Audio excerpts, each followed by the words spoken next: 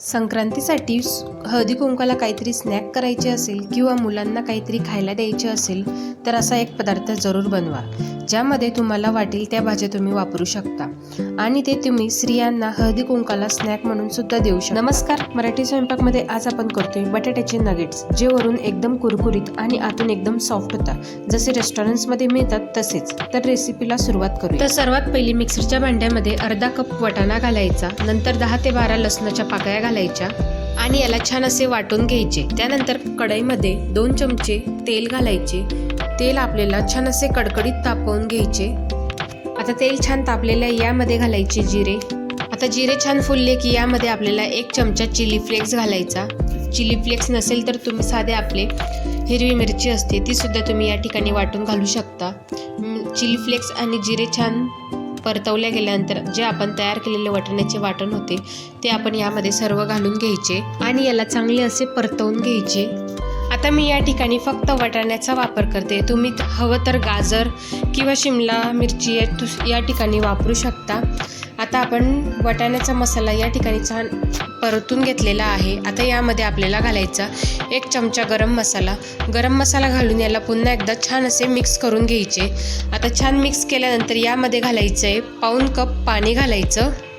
आता पाणी घातलं, याला पुन्हा छान मिक्स करून घ्यायचे। मिक्स केल्यानंतर साधारण आपण 1 मिनिटभरासाठी याला छान अशी उकळी काढून घेऊया।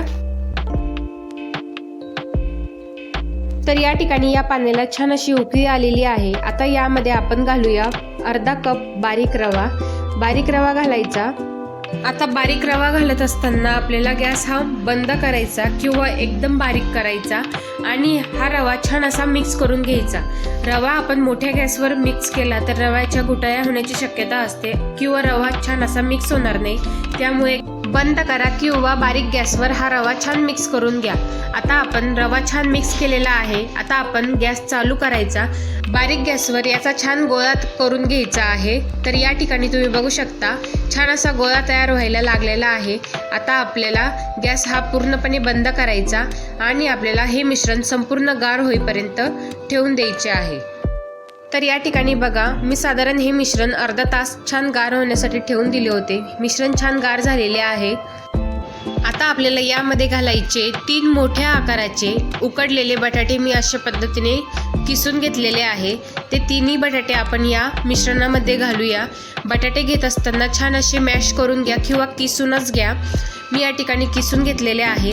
आता आपल्याला हे बटाटे घेतले होते, हे बटाटे सुद्धा आपल्याला या मिश्रणामध्ये छान असे मिक्स करून घ्यायचे, एकजीव करून घ्यायचे आहे। आता हे बटाटे मी या मिश्रणामध्ये छान असे एकजीव करून घेतलेले आहे। छान असा गोळा तयार झालेला आहे। हा गोळा आपल्याला छान असा मळून घ्यायचा आहे, जेणेकरून जो बटाटा आहे तो छान या गोळ्यामध्ये मिक्स होईल। तर अशा पद्धतीने मी कन्सिस्टन्सी ठेवलेली आहे, तुम्ही बघू शकता। हवं तर तुम्ही यामध्ये 3 ते 4 चमचे कॉर्नफ्लॉवर देखील ॲड करू शकता, मी या ठिकाणी वापरत नाही, मी वरनं वापरणार आहे। आता आपण छोटासा गोळा घेऊन त्याच्या अशा पद्धतीने रोल तयार करून घेऊया। तुम्ही हवं तर याचे कोणत्याही आकारामध्ये कटलेट किंवा नगेट्स करू शकता। मी अशा पद्धतीने बटर पेपर घेतलेला आहे, त्याला असे तेल लावून घेतले, त्यावर हा तयार केलेला रोल ठेवते।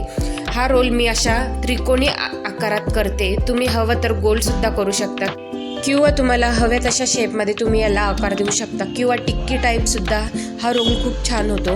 तर अशा पद्धतीने मी त्रिकोणी आकारात हे बटर पेपरमध्ये त्रिकोणी आकाराचा हा रोल तयार करून घेतलेला आहे।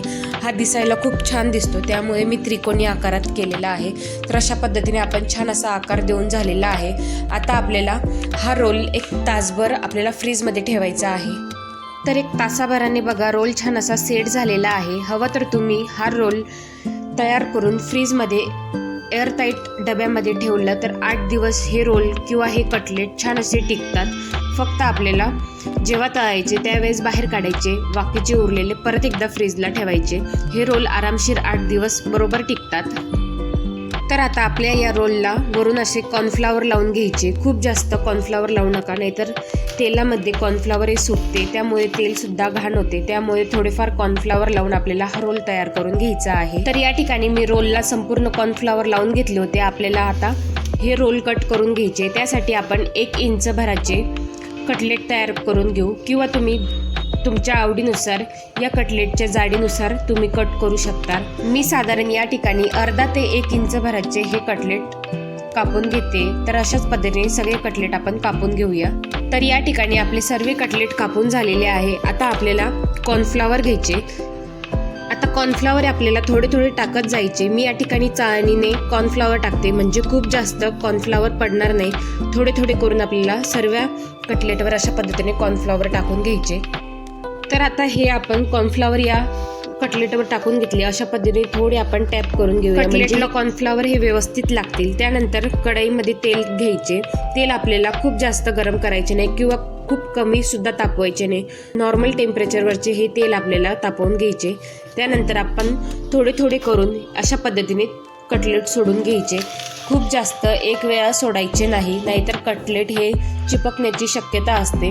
आता कटलेटवरून आपण कॉर्नफ्लॉवर का लावले, तर तेलामध्ये कटलेट हे एकमेकांना चिपकू नये, त्यामुळे आपण कटलेटला कॉर्नफ्लॉवर लावून घेतले।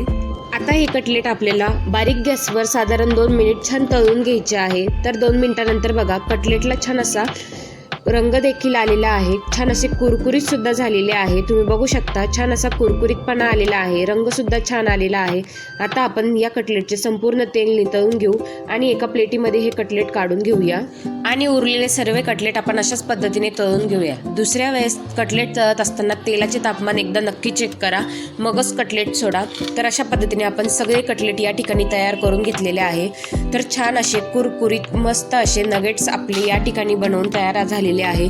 तुम्ही संक्रांतीला हळदी कुंकवाला स्नॅक म्हणून सुद्धा हे कटलेट देऊ शकता किंवा मुलांना डब्याला सुद्धा तुम्ही हे कटलेट देऊ शकता।